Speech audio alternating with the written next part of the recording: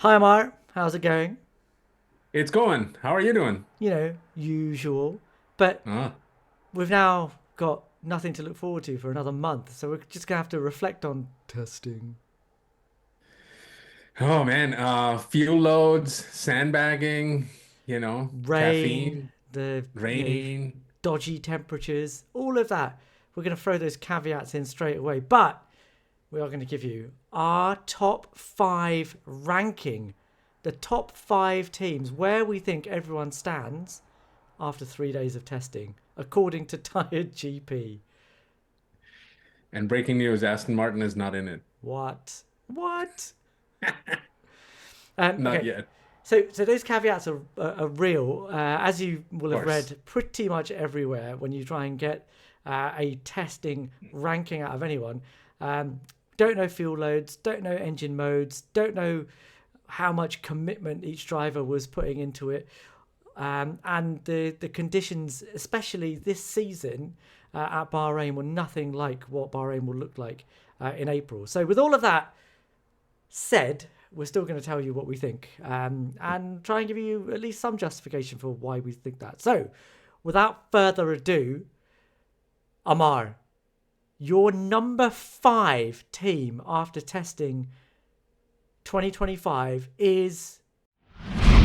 Alpine. Ooh, It okay. really is. And with all the caveats that you gave, I think it's tempting to think about Williams, but I think that Alpine have been on this trajectory since the end of last year that suggests to me that they will be firmly in the mix for the top five and their drivers being in the top 10.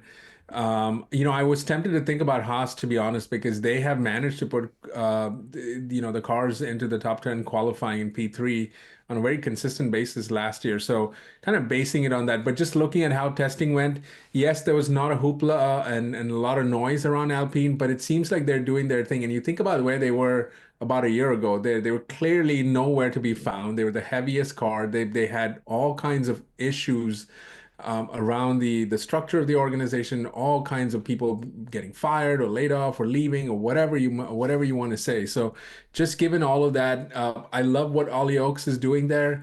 I think what they've done in keeping Pierre there for long term, at least for now, makes sense.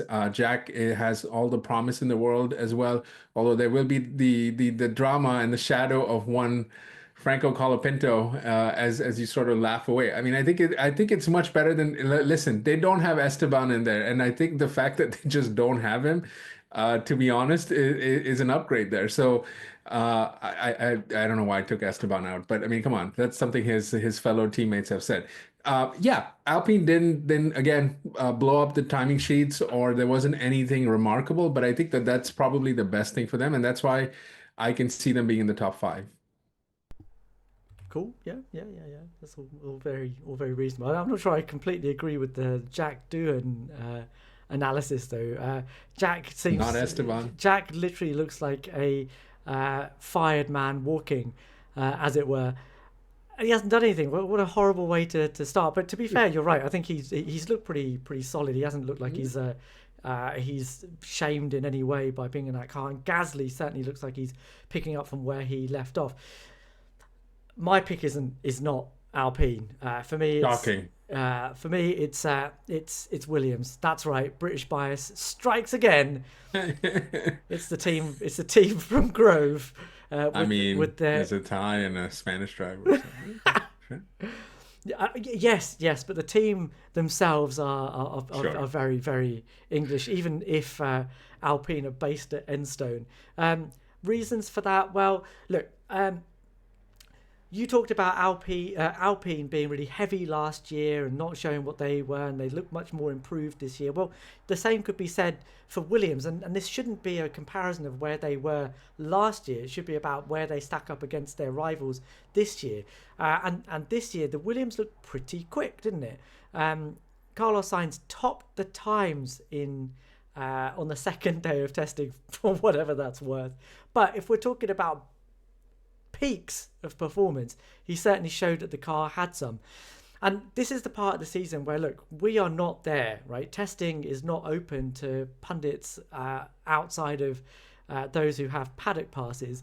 and certainly not open to the public. So we don't get a chance to actually look at what the cars look like on track. But reading what people that are there, both from Autosport and the race, both sides of that journalistic divide have suggested that the Williams might be a bit peakier than the Alpine, but there's probably a bit more potential to that car, and that's why I'm putting it in at the head of the midfield. Um, there's a really interesting quote from Pierre Vacher, which I think kind of explains my feeling on that, right? When he was launching the Red Bull RB21, he said, look, we're trying to improve the envelope that our car has, but there's a balance to be had. The more drivable you make it, i.e. more Alpine-like you make it, where it looks a bit more stable, it looks a bit more like it does exactly what the driver tells it to do with no rear-end instability, actually the overall potential of the car isn't as great. Whereas if you make the car less drivable, perhaps maybe even for one driver over the other, then the actual potential of the car, the ceiling that the car has, is much higher. There's something for the drivers to exploit, and that I think is where Williams have taken it, according to what a lot of the pundits on the ground have said, that it's not quite as biddable as the Alpine, but there's a little bit more. There's a little bit more of a high ceiling to that car, and that's why I think with the two drivers it has, Albon and Sainz certainly, somebody that's able to ultimately get on top of a difficult balance.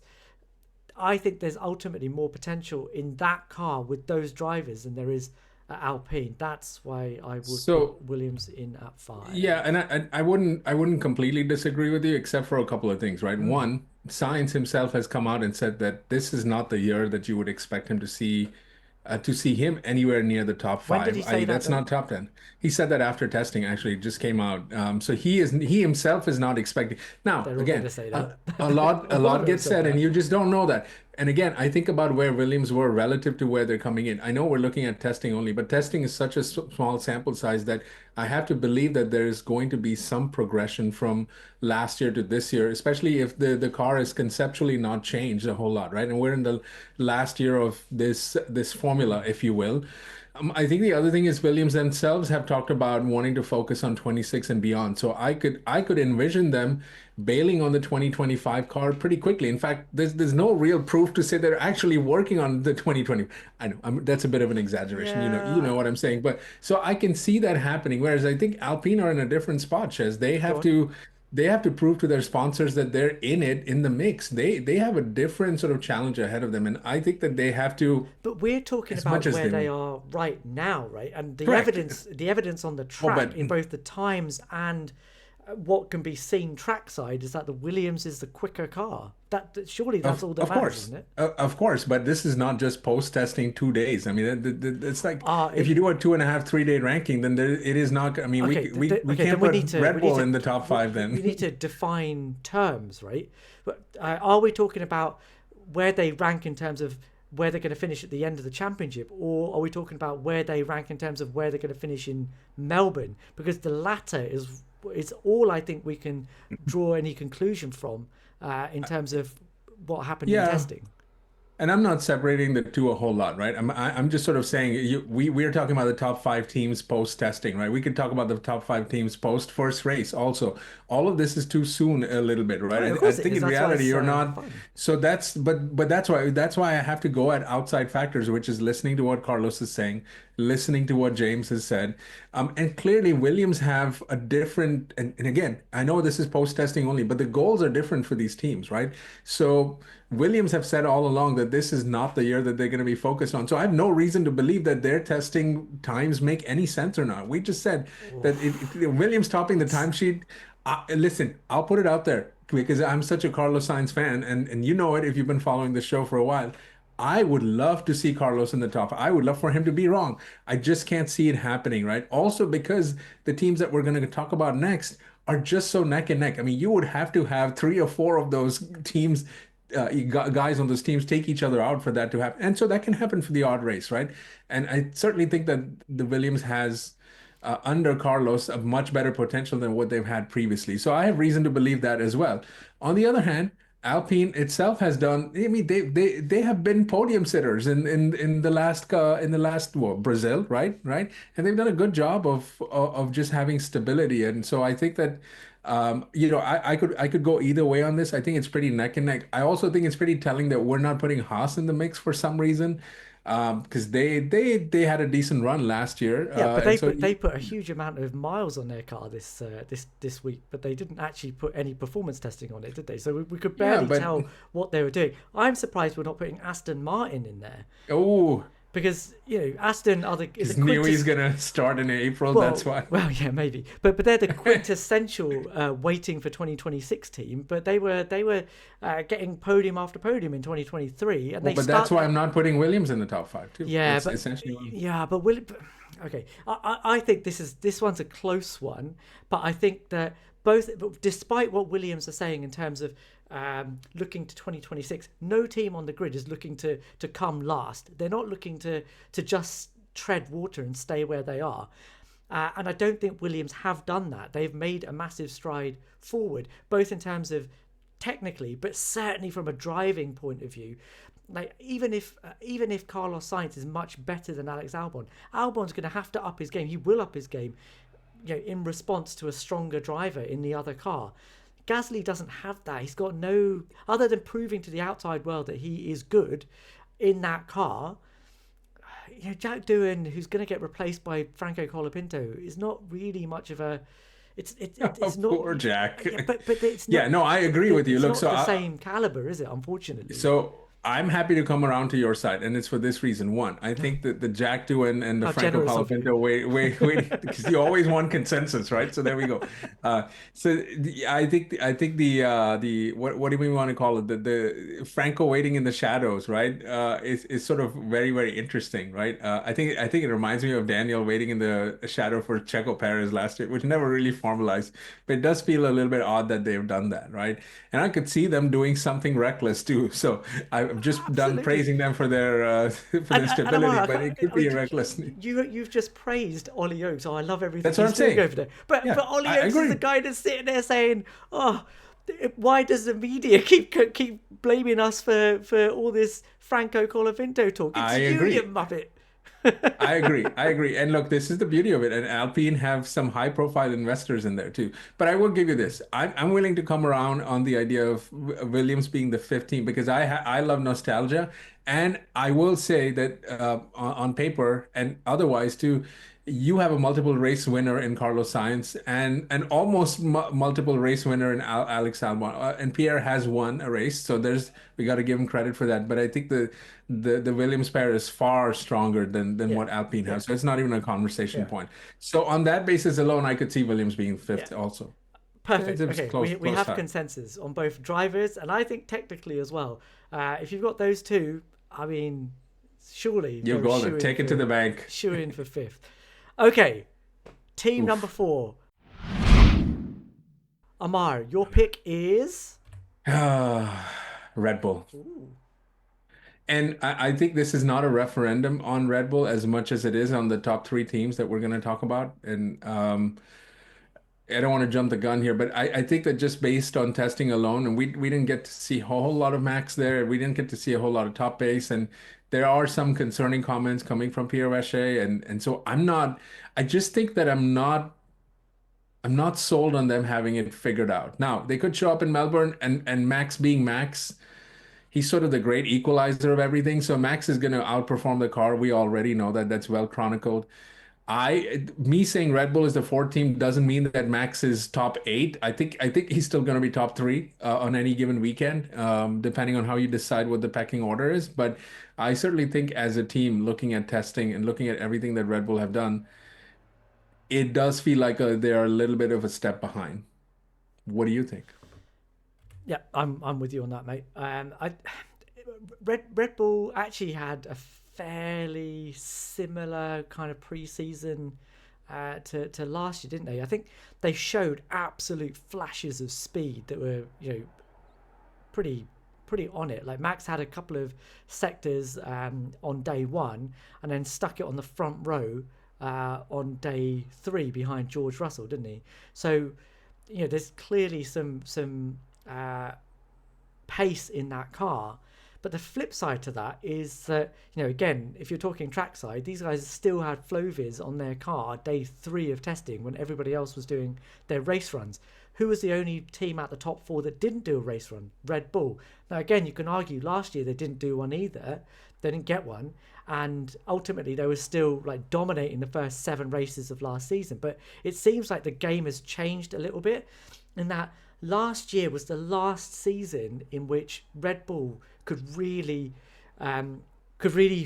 dine out on the advantage that they gained in 2022, and we still had Mercedes not quite understanding where their car and what to do with it. McLaren still with a hangover from the James Key era. Ferrari still trying to get over the fact that they'd stuck with the bathtub concept the year before. It was more a case of other teams hadn't done their due diligence, hadn't done the work to catch up with Red Bull last year. This year, that's not the same. All of the other teams have done everything they need to do. This is where they should have been last year if they hadn't gone down blind alleys. And that's why I think Red Bull are not in the same position that they were in 2024.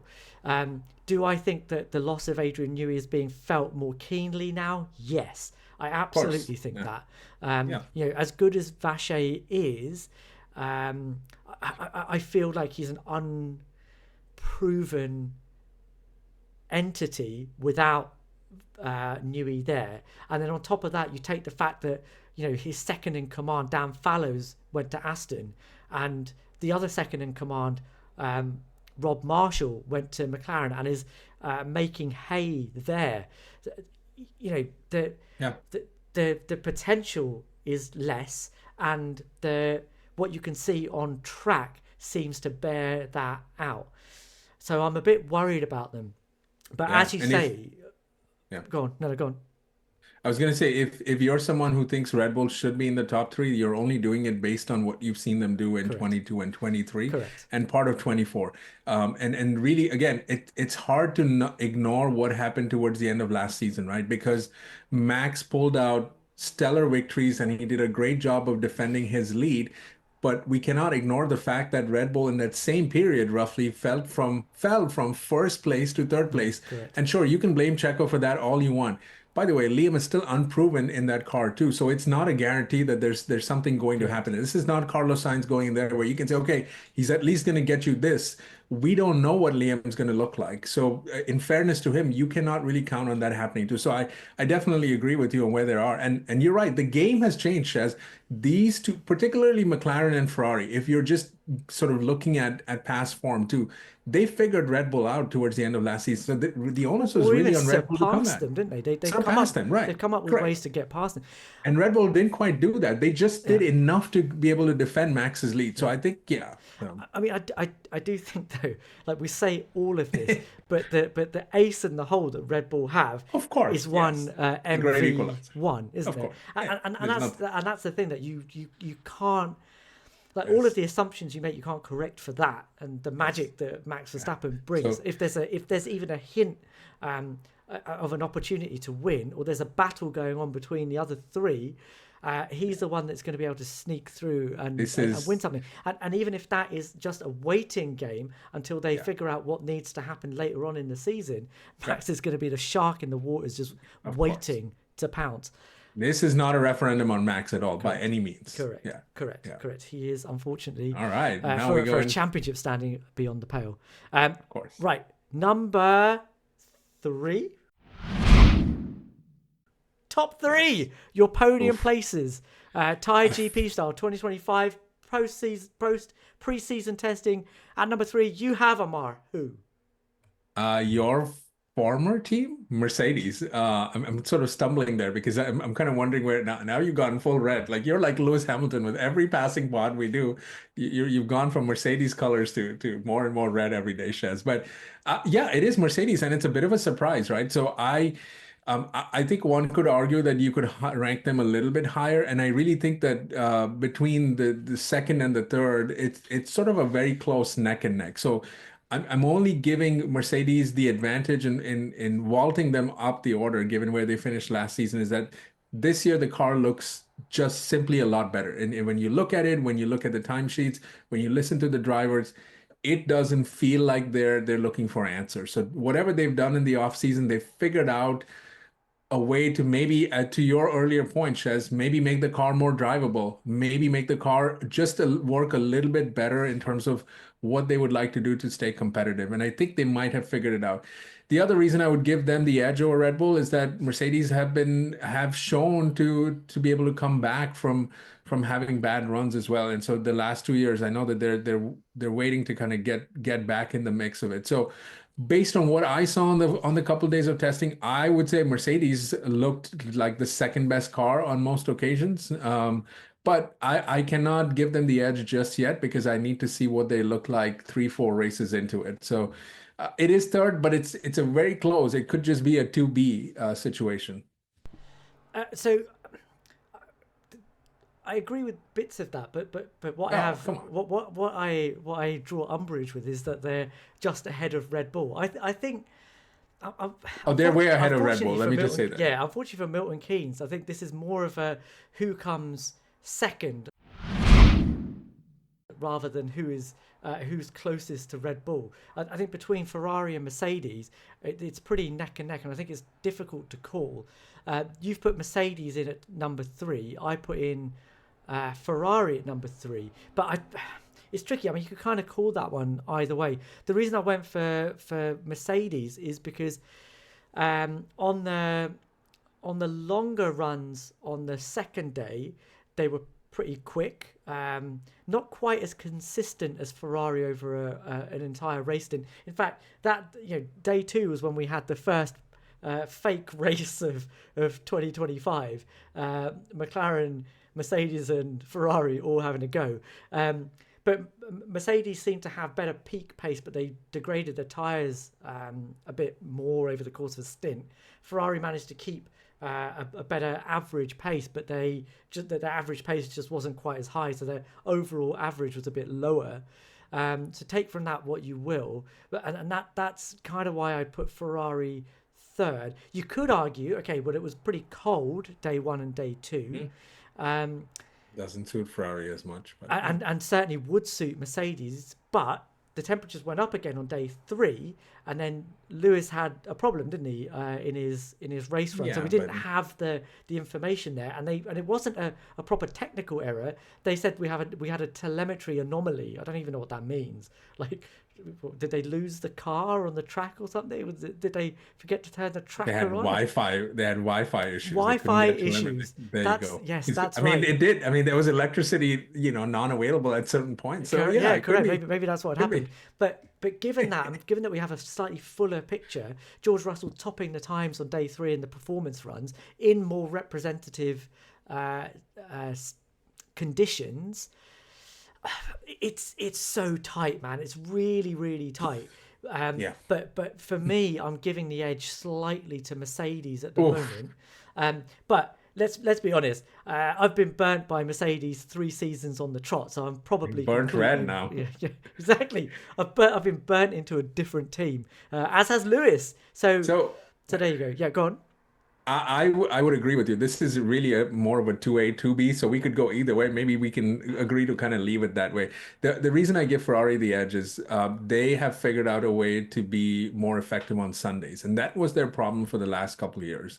I think the one thing I saw them take away from the end of last year, the middle of last year, and then really even in this year, sort of the focus is yes, they're not flashy on the timesheets, but there are a couple things that we should also throw in there, right? They are looking to be better on Sundays. However, they've gone from a Chez push rod to a pull rod, the other way around, right? They've gone, and so they have taken that No. gamble in You're there. right. You're They've right. gone from a push rod to a pull Pull rod, rod at the right? Yeah, front. Yeah, that's correct. what I said. Yes. Yeah.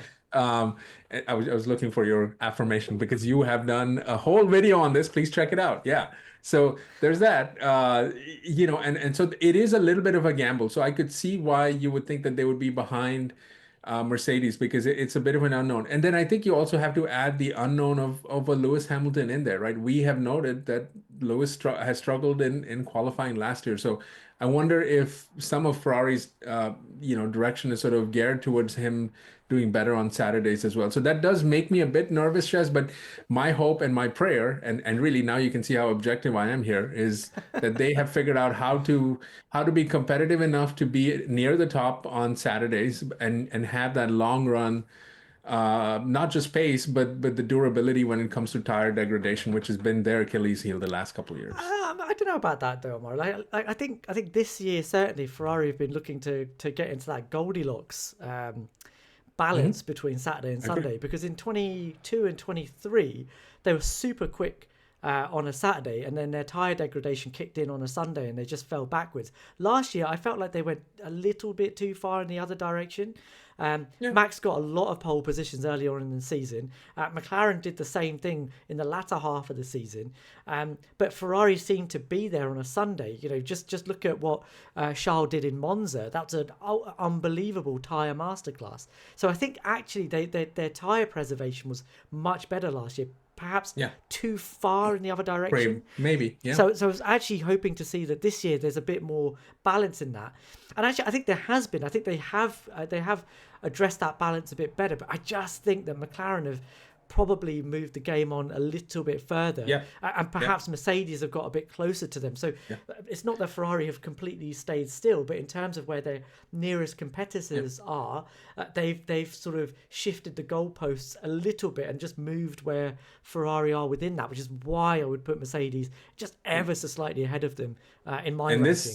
this is actually the beauty of being in the last year of this particular rule set, right? You would expect to have conversations and debates like this because it's so tiny. And I think the honest reality, Shez, this is going to depend track to track, right? There are going to be track conditions that come into play. We've talked about Mercedes and McLaren benefiting from cooler temperatures and more rain-like conditions, and Ferrari could be much more effective there, in at other places too. So we have to see. And I would just say you talked about tire degradation and how Ferrari managed that. I think Kota was an even better race to kind of talk about that, right? Because in Monza they got a bit of an assistance by McLaren Mm. pitting too late. But Yeah. but if you look at what Charles did, he started P4, benefited from the squabbling At the ahead, and then beginning, and they yeah, had it yeah, had it in the yeah. back throughout. And So, even Carlos made his way up there yeah, so too. so so, So so I think there's that. the tire issue last year, the I tire think issue they've last year resolved was, that. yeah, I think they'd sorted that out, but perhaps they'd gone a little too far in the other direction. Maybe. Yeah. And I Um, think this car is set up for more peaky performance, more having a greater window to perform better, yeah, right? So yeah. that's what you're kind of looking for, Well, sharp end. So I guess which team is not looking for that though? All yeah, right. it's true. So I guess there's no prizes for guessing who your number one is. Oof. Yes, and I think if you didn't watch testing, you could come up with McLaren as P1. But I think after watching testing, I think you have to look at the P1, and then there's a bit of a gulf, right, for two and three, and then there's a gulf there to Red Bull. And I think Oh McLaren seem wow, like they're smashing it out of the window. wow! They really are. I'm really surprised. I thought you were going to say Sauber. Oh yeah, no, I mean I do think Sauber is just on the other end of it. They've got cool LED lights and Man, that is D- some innovation there. honestly, if I had to wear a Formula One car as a Halloween costume, it would Oh, be the Sauber. all right, we're gonna hold you true to that. So we're gonna do predictions later in the year, and if you lose at the end of the year, we're gonna find a way to LED you up. We're gonna Ah, do that. yeah, yeah, I'd love a bit of Uh, LED. Okay, but listen, sure, I think McLaren, go on. McLaren, I think you could say they pretty much dominated all 3 days, even when they were not at the top of the timesheets. I think that the car looks hooked up in every way already. It looks like where they've kind of picked up from where they were last year, and as Zach Brown said, they haven't sat still. They've gone back and tried to add performance. And it really looks like they're the team that has everything in play to be able to add performance and also do it differently at different tracks based on the demands there. I still have a little bit of questions about some of their rare wings. I mean, there's some videos suggesting that the mini DRS is still alive and well. And that really annoys me because they're going to be competing with our team, Chess. Come on, I can't get with the program here. But Yeah, but I hear Ferrari had one too. Yeah, no, they should now. I mean, look, we would have won in Baku last year had we had that flexi wing too. So, We yeah. So we don't have that, right? there's no impartiality at Tyred There's no GP. impartiality. Listen, I'm one who believes in putting my biases out and up above me too, for that matter. So, look, they Love look it. like the team, and both Lando and Oscar look great with it. There's nothing more to be said. They just look pretty hooked up, really. Yeah, yeah. I mean, I agree. There's clearly this season there's a bit more of a gap, isn't it? They seem to have uh, carried on where they left off in Abu Dhabi with an absolutely dominant performance there from Lando. Um, this season, day two especially was the big day, wasn't it? Where I've talked about how Ferrari and Mercedes were kind of neck and neck roughly in terms of their fake race. But I think I read somewhere that if that had actually been a proper race, McLaren would have been 30 seconds up the road by the end of it, which is unbelievable. But again, I'm going to throw that caveat in there that day two was cooler. So that 1 second a lap difference perhaps was flattering them a little bit more than it would have done otherwise. Andrea Stella saying afterwards that these are the conditions that you'd expect our car to perform well in.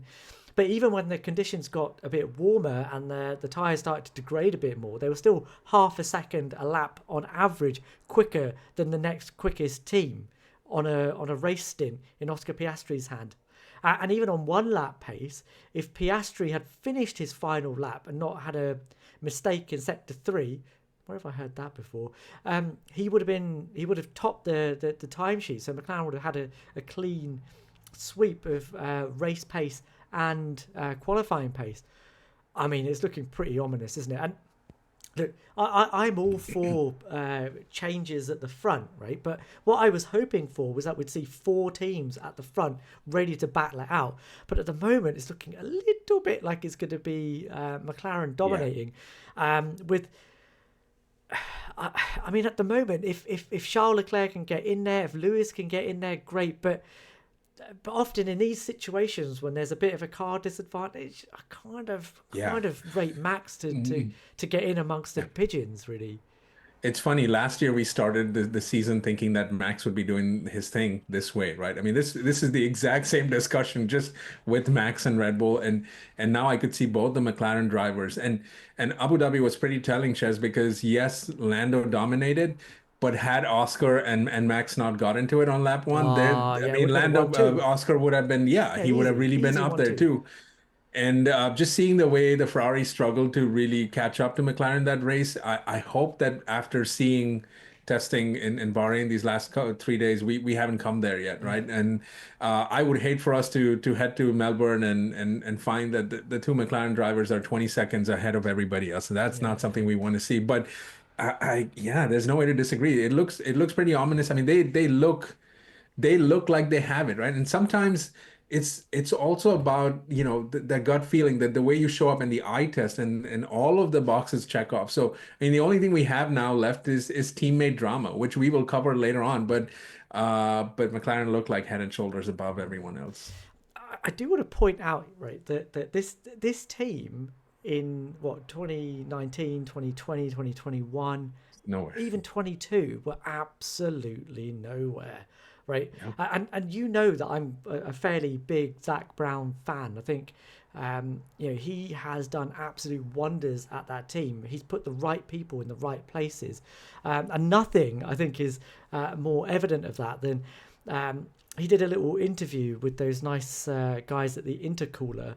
It's a really short interview, only 35 minutes, and it's worth listening to. But what he talks about is that he realised between 22 and 23 that the same team were going to be designing their car for 23, and they just, they just seemed to be happy. That was, Andreas Seidel and James Key, and they were sitting there saying, "We're just waiting for the wind tunnel, waiting for the new driver in loop sim." And he said, "Look, that's not good enough. I need to get new people in. I need to just make them." Just shift their perspective a little bit and shift their objectives a little bit, their ambition even.